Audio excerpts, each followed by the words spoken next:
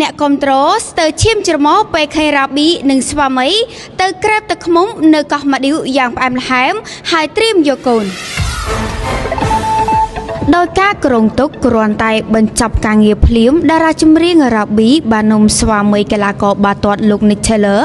ទៅក្រែបទឹកឃ្មុំនៅកោះម៉ាឌីវយ៉ាងផ្អែមល្ហែមបំផុតធ្វើឲ្យអ្នកគ្រប់គ្រងឃើញហើយចង់ឈាមច្រមុះតាមរយៈរូបភាពជាច្រើនដែលគូស្វាមីភរិយាថ្មីតារាចម្រៀងរ៉ាប៊ីនិងលោក Nick Taylor បានបង្ហោះនៅលើ Facebook របស់ខ្លួនក្នុងដំណើរចេញទៅក្រែបទឹកឃ្មុំនៅកោះម៉ាឌីវបានធ្វើឲ្យអ្នកគ្រប់គ្រងជាច្រើនលួនមាត់សរសើរថា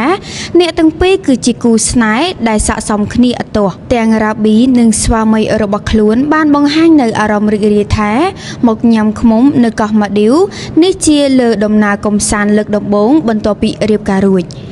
ជាមួយនឹងការដើរកម្សាន្តយ៉ាងផ្អែមល្ហែមស្ទើរតែធ្វើឲ្យអ្នកគ្រប់គ្រងឈាមច្រមុះបន្ទាប់ពីឃើញរូបភាពស្វីតរបស់អ្នកទាំងពីរក៏មានអ្នកគ្រប់គ្រងជាច្រើននិយាយថារ៉ាប៊ីនិងស្វាមីទៅក្រែបទឹកឃ្មុំលើកដំបូងនេះក៏ត្រៀមនឹងយកកូនផងដែរដើម្បីបង្កើតសមាជិកក្នុងគ្រួសារកន្លងមកតារាចម្រៀងរ៉ាប៊ីធ្លាប់បានបញ្ជាក់ប្រាប់ផងដែរថានាងមិនទាន់មានគម្រោងយកកូនភ្លាមបន្ទាប់ពីរៀបការនោះទេដោយសារនាងចង់ទៅពេលវេលាដើរលេងជាមួយស្វាមី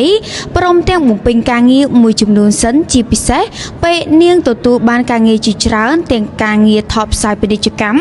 ទាំងការងារចេញច្រៀងតាមខេត្តក្រុងនានា